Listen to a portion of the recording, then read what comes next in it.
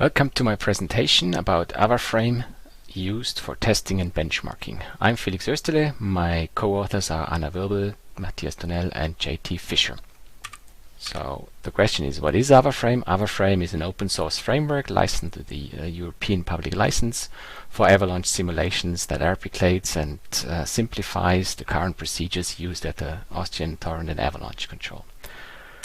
Our goals are the code availability and maintenance, so we want to make it open source. We want to transfer developments to operational usage.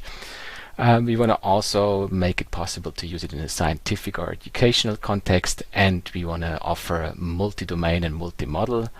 What we mean by this is that multi-domain means we have 1D and 2D models available, and for each domain we have different models. Currently we have a 1D alpha beta model and we have a 2D TensorFlow avalanche module, but we will add more in the future. So we are well aware that there are other open source models out there.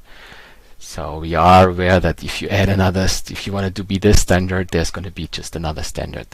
But the difference is that right now these other open source models are not used in operational usage, in operational scenarios. So we want to change this by showing that our models at least perform as good as the current available models, if not better.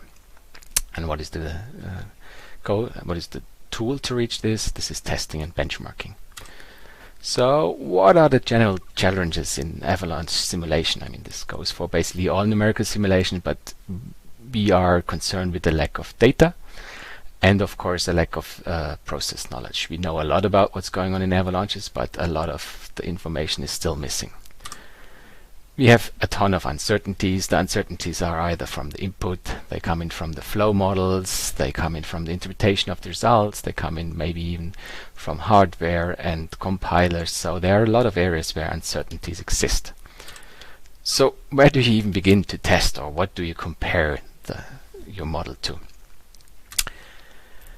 So what are the goals of this testing and benchmarking then?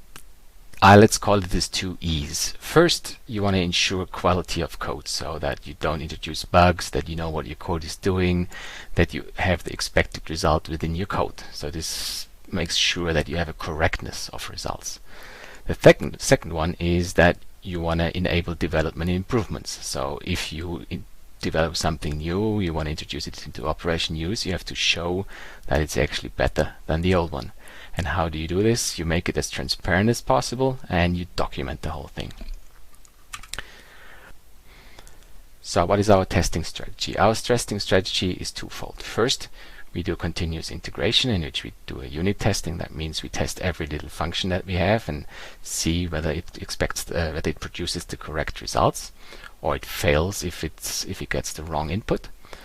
This is concerned with general code quality and is very project specific, so you can't exactly copy what we do, but I strongly urge you to use the same in your projects. The second one is more avalanche specific. So we have test cases that are that target avalanches, and there we can test two things. First is the knowns or the expectations. So you have results that are accepted, or you know that comes from a model that is accepted as being good. This is what we call the benchmark. And then we have the unknowns or the developments. This gives you a reference framework for your new developments. So do you develop something and you want to know what's going on and you want to see how it compares to the old model, so you can compare this in this reference frameworks.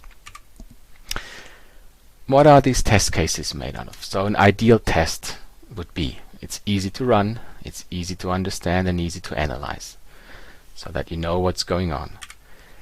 It targets only one specific aspect. Might that be some numerical, might that be a process like bottom friction, or some other part you want to see. Best of all would be to have an analytical solution. Of course, we don't live in an ideal world, so we have to use some other options. And the way we do it, we have various levels of tests. First are the idealized, or you could also call them generic tests. These are ones that are configurable, fully configurable. You can have them with or without channels or dams. you can set it up the way you want it. And then we have the second type, which are real cases, in which we use real-world topographies, however with different release entrainment and resistance areas, to make sure that our model actually applies to avalanches and the real world. And then we have one level more test. This is the special tests. There we're talking about tests that have maybe analytical or convergence solutions. And then we also test different scenarios by adding parameter variations or rotational tests. What are the idealized or generic tests that we use? We have a lot more than what is being shown here. This is just a subsection of what we have. Go and have a look at our documentation to see what else we use. So for example, on the upper left, there's just an inclined plane. If you want to see something for a kind of quasi-steady state simulation, this is a good way to do. We have parabolas that kind of simulate the rough shape of a real avalanche. We have the pyramid, for example, that looks at symmetrical simulations, so does the model produce the same in all four directions. Or you test something like the channel in the lower right side. Then what are real cases? So here are shown 2. We have 6 overall, and these are real-world topographies. Right now they are all located in Tyrol simply because there we have open access data in a very good resolution. And here we try to pick a subset of avalanches that represents different things, like some that are being a bit more open, some that have big channels, some that have a slope on the other side of the valley. So we try to kind of like replicate a lot of different avalanches. So far we are not including any event data, so no avalanche events are in there. So far we're only comparing towards other computational models, but this is planned for the future. So how do you then go about analyzing test results? We use a combination of AMAC, simple and complex plot. If you want to know more about AMAC, go to our documentation. There you find explanation and references to the scientific papers regarding AMAC. AMAC produces different indicators and different levels. For example, the simple ones are just runout distance or maximum minimum values of flow variables, for example, like peak flow pressure or peak flow depth. We also have mass indicators. Then there are the intermediate ones, which are average or maximum values along profiles. And the last but not least ones are the complex ones, which are area indicators comparing true or false hit areas between different simulations. And we present these as either simple log output or plots or compiled report, which you then can use to show somebody else or document your development. Now let's look at the simulation. So here it's a simulation, a dense flow avalanche simulation with one of the real test cases, and shown here on the picture is the peak flow depth. So at the top we have a release area, then the avalanche that goes down, and in the bottom we have the runout zone. And now you might not only have one of these simulations, but you have a bunch of them. I'm going to show 2 here. And looking at them from outside, they might look exactly the same, but you want to know, okay, I changed something, for example, in the time stepping. What did it actually change? Did it change anything at all? And instead of going through and comparing everyone hand by hand, we offer you tools like this. So this is a very complex plot, one of the development plots we're currently using. On the left hand side you see the reference peak flow depth.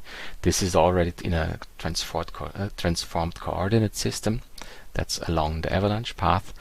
And then on the upper right we show the difference, for example, between 2 simulations, one in contours and then in colors, so you can easily discern where the differences are.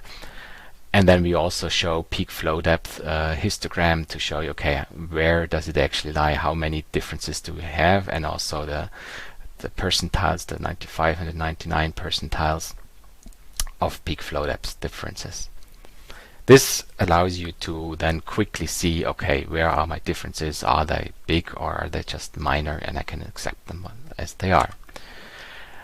You can also compare along a path. We also provide these plots so you can compare reference and the simulation itself. Right now it's only shown in with 2 simulations, but you can add more, and so there you can quickly discern how big are my differences along this path for various variables. So why is all this interesting for you? Since AvaFrame is an open source avalanche modeling framework, it has everything in there that you need for avalanche modeling, and all the code and data and models are available. Everything is open source and open access, so the data we provide you can just download and use. The same goes with the code and all the functions we have in there. You don't have to use our numerical models or our flow models. You can use your own, but you can very easily use the surrounding functions that are in there. And these functions are, for example, simple ones that you make your own test cases, so you can make your generic idealized topographies the way you want. We have functions to analyze and plot the results, and many more.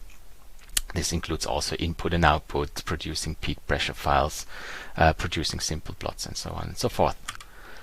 And the outlook we have at the moment is we are still in the very start of the project. We're going to develop, and we're also going to test our core modules. And right now we're starting our first scientific collaborations with master theses. So what is the availability of the code? You just go to github.com, search for AvaFrame, and there you'll find the whole code. Our whole project is basically on there.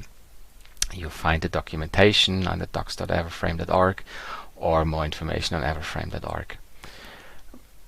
We invite you to give it a try, to use the code and the data, and contact us if you have any suggestions, feedback or problems regarding the code.